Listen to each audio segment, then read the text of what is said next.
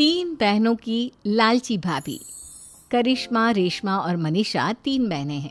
उनका एक भाई भी है, मयंक। मयंक अपनी बहनों को बहुत प्यार करता है, लेकिन मयंक की पत्नी सविता इस मामले में मयंक से बिल्कुल ही अलग है। वो अपनी ननदों का जितना बुरा कर सकती है उतना बुरा करती ही रहती है और अपनी ननदों पर हुक्म भी चलाती है।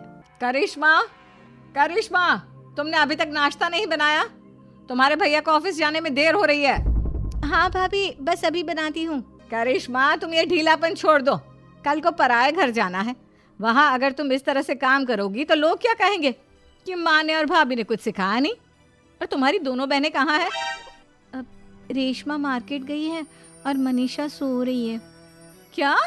सुबह के 8 बज रहे हैं और ये महारानी अभी भी सो रही है? ये कहते हुए सविता अपनी सास दुर्गा देवी के पास जाती है। माँ जी, देख रही हो अपनी बेटियों के तौर तरीके? क्या हुआ बहू, सुबह सुबह क्या कर दिया मेरी बेटियों ने? अरे एक तो अभी अभी उठकर किचन में गई है, दूसरी सुबह सुबह बाहर चली गई और तीसरी अभी तक सो रही है।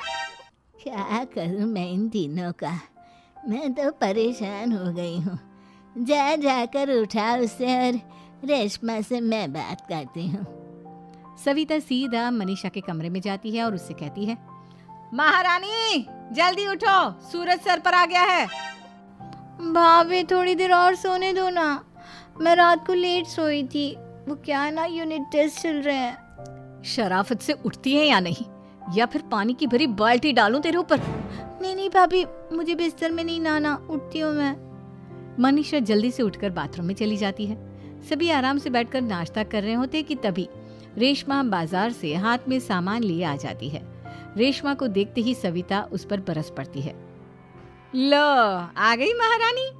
ऐसा भी क्या सामान लाना था जो सुबह आंख मलते ही बाजार की तरफ रवाना हो गई? भाभी, कल आप ही तो चीख रही थी कि घर का सारा सामान मुझे ही लाना पड़ता है, घर में किसी को भी किसी काम से कोई लेना देना नहीं है। अब मैं बाजार जाकर सामान ले आई तो आपको इस बात से भी तकलीफ हो रही है? देख रही हो माँ जी, अपनी बेटी की जुबान कैंची से भी तेज चलती है। और मयंक, आप तो कुछ कहेंगे नहीं अपनी लाडली बहन को। रेशमा, अपनी भाभी से ऐसे बात नहीं करते। चलो माफी मांगो। भैया, मैं क्यों माफी मांगू? आप भाभी से बोलिए ना कि हम पर कम हुक्म चलाया करे। हम इस घर की बेटियां हैं और आपकी पत्नी की ननद है, नौकरानी नहीं। लो कर लो बात। इनकी भलाई के लिए कुछ भी बोलो तो इन्हें बुरा लग जाता है। इस घर में यही इज्जत है मेरी। देख लो माँ जी, आपकी बेटी किस लहजे में मुझसे बात कर रही है। सविता वहां से चली जाती है। मयंक को बहुत गुस्सा आता है, वो भी वहां से चला जाता है। फिर करिश्मा रेशमा को समझाती है। रेशमा, तुम्हें भाभी से माफी मांग लेनी चाहिए थी ना। लेकिन दीदी, मैंने कुछ किया ही नहीं, तो मैं माफी क्यों मांगू? हाँ करिश्मा दीदी, रेशमा दीदी जैसे ही घर में आई भाभी ही उन पर चिल्ला रही थी। हाँ, मैं मानती हूँ कि गलती भाभी की थी। मैं तो इसलिए बोल रही हूँ कि भाभी ने माँ को तो पूरी तरह अपने वश में कर लिया है। वो हमारी बात सुनती ही नहीं। मयंक भैया हमारे लिए हमेशा खड़े रहते हैं, इसलिए उनकी बात का मान तो तुम्हें रखना चाहिए था ना। कोई फायदा नहीं दीदी, कुछ दिनों की बात और है, भाभी उन्हें भी हमारे खिलाफ भड़का देंगी। फिर वो भी माँ की तरह हमारी किसी बात का विश्वास नहीं करेंगे। इसी तरह सविता अपनी तीनों ननदों को किसी न किसी बात पर परेशान करती रहती थी। एक दिन मयंक अपनी तीनों बहनों के लिए गिफ्ट लाया।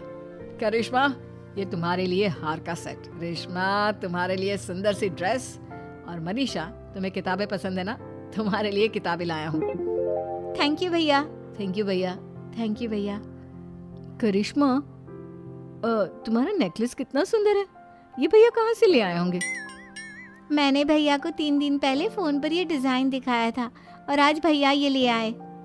सविता तो अपनी ननदों के गिफ्ट्स देखकर जल गई और करिश्मा का नेकलेस तो उसे भी बहुत पसंद आया था।